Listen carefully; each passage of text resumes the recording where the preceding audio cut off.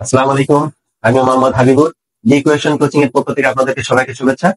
আজকে আলোচনা করব সেন্টেন্স নিয়ে। আমি গত ক্লাসে আলোচনা করেছিলাম সেন্টেন্স কি, কাকে বলে এবং কত প্রকার। সেন্টেন্স হচ্ছে 5 প্রকার। আমরা অর্থ অনুসারে গত ক্লাসে শিখছিলাম assertive, interrogative, imperative, objective, exclamatory. আজকে আলোচনা করব আমরা সেন্টেন্সের প্রথম পার্ট অ্যাসার্টিভ নিয়ে। যেমন আমি লিখতে পারি অ্যাসার্টিভ সেন্টেন্স অর্থ হচ্ছে বর্ণনামূলক বর্ণনামূলক বাক্য।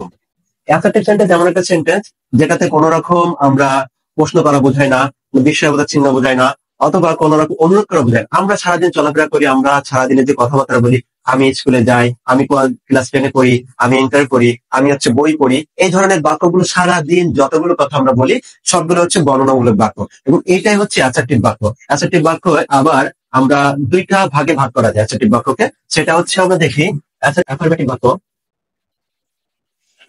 অ্যাফার্মেটিভ অ্যাফার্মেটিভ সেটা হচ্ছে হ্যাঁ বোধক বাক্য, যেটা আমরা বলি হ্যাঁ বোধক। হ্যাঁ বোধক, এটা হচ্ছে নেগেটিভ, এটা হচ্ছে নেগেটিভ, এটা হচ্ছে না বোধক বাক্য। না বোধক। এই দুইটা বাক্য হচ্ছে অ্যাসার্টিভ বাক্য, দুইটা দুইটা হচ্ছে ভাগ, এটা হচ্ছে না বোধক, এটা হচ্ছে হ্যাঁ বোধক। তো আজকে আমরা কি ভিডিও সম্পর্কে যদি কোনো কিছু বোঝার সমস্যা থাকে পরবর্তী ক্লাসে আমরা আলোচনা করবো, এবং আপনারা কমেন্টসে জানাবেন, এবং দি কোয়েশন কোচিং সম্পর্কে কোনো কিছু জানার প্রয়োজন হলে আপনারা কমেন্টসে জানাবেন, আমরা উত্তর দেওয়ার চেষ্টা করবো।